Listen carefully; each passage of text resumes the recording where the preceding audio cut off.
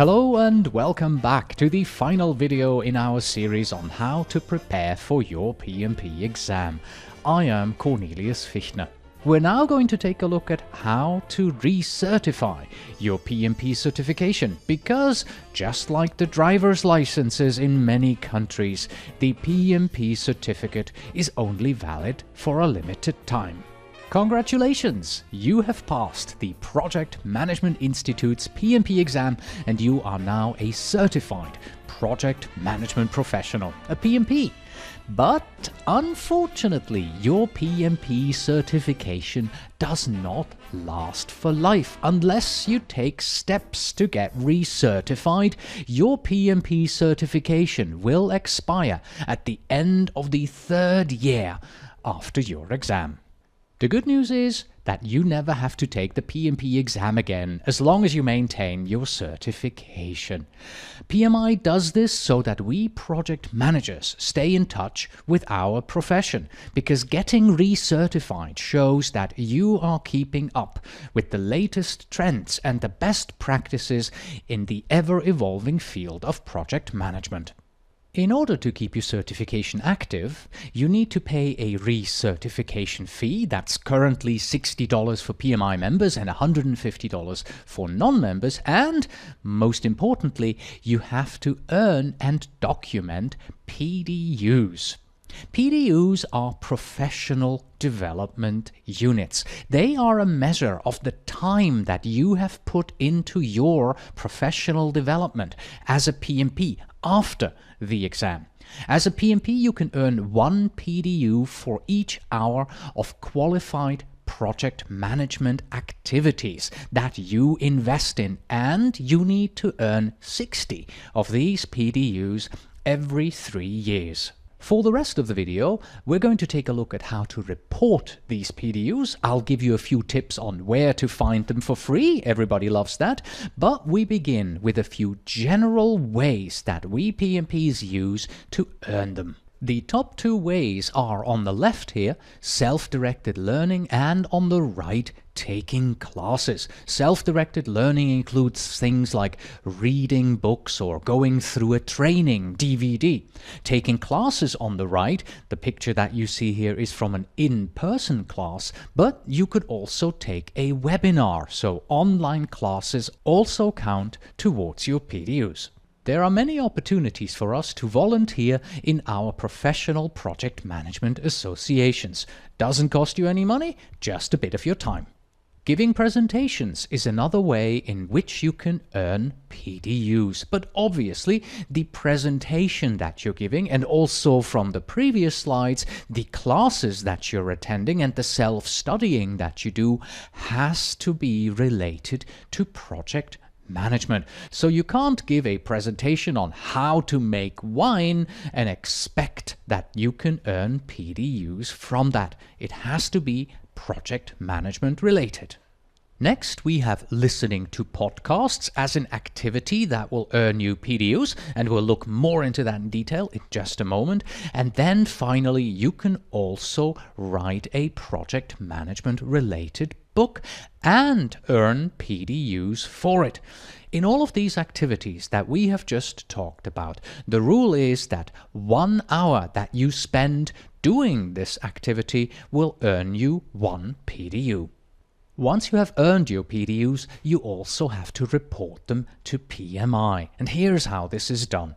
In most cases, when you are attending an activity that qualifies for PDUs, then you receive some kind of a documentation, some kind of a receipt that shows how many PDUs that you have earned. Of course, if you're doing self-directed learning and you're reading a book, you have to keep track of how many hours you have spent. And these PDUs now have to be input into the CCRS, the Continuing Certification Requirements System. The CCRS is a website that is maintained by PMI. So go ahead and log on at ccrs.pmi.org. It also works if you go to bmi.org/CCRS. Here you now need to select Report Professional development units.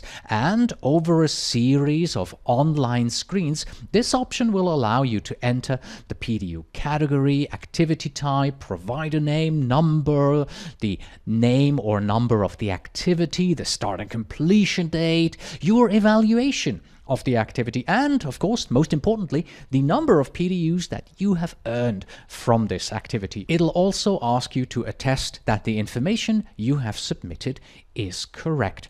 In the end, you have to check the I agree box, and then you click submit, and you will receive a credit of your PDUs after PMI has reviewed your submission.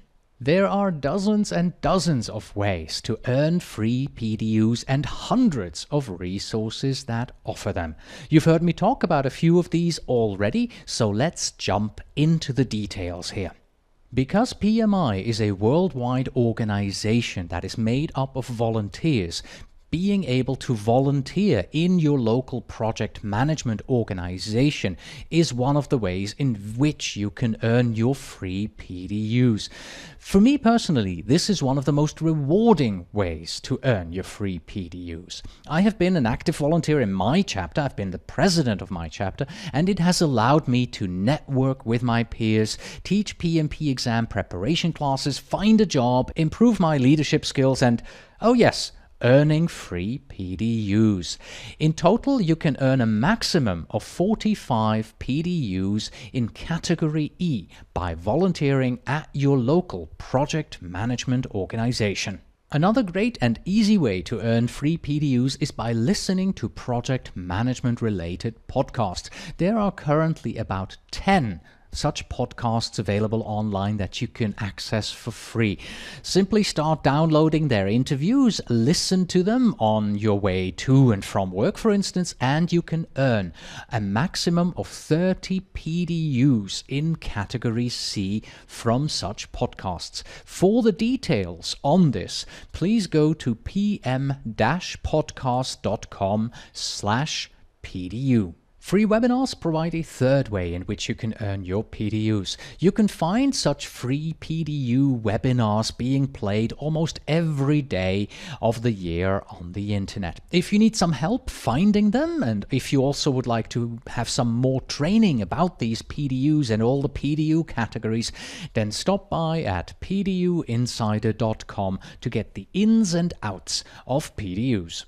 3 years may seem like a long time to earn your 60 PDUs, but believe me, it will pass in the blink of an eye. So don't wait until the 3rd year to start accumulating your PDUs. Instead, once you have earned your PMP certification, set out a 3-year plan to accumulate your PDUs consistently over the next 36 months. In fact, plan to earn about 1.5 PDUs every month for the next 36 months, and you will not be caught short of PDUs in the last months prior to your recertification.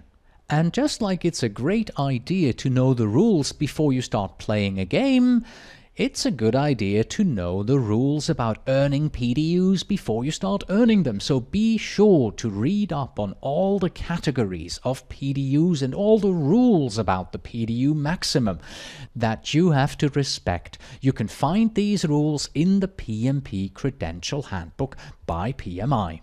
In regards to PDU resources, we have already mentioned the Project Management Podcast, where you can earn up to a maximum of 30 PDUs. And we've mentioned the PDU Insider, where we not only tell you all about upcoming PDU webinars, we will also teach you the rules of the PDU game. What we haven't mentioned yet is the PDU Podcast. The PDU Podcast is designed differently than the Project Management Podcast, in that it is a PMI recognized training course. Because of that, we can provide unlimited PDUs to you via this podcast. So if you are looking for unlimited PDUs, then stop by at pducast.com and check out what you can download onto your portable player. That's pducast.com. And with that, we have reached the end of our video series on how to prepare for your PMP exam. I wish you all the best on your way to becoming a PMP. Until next time.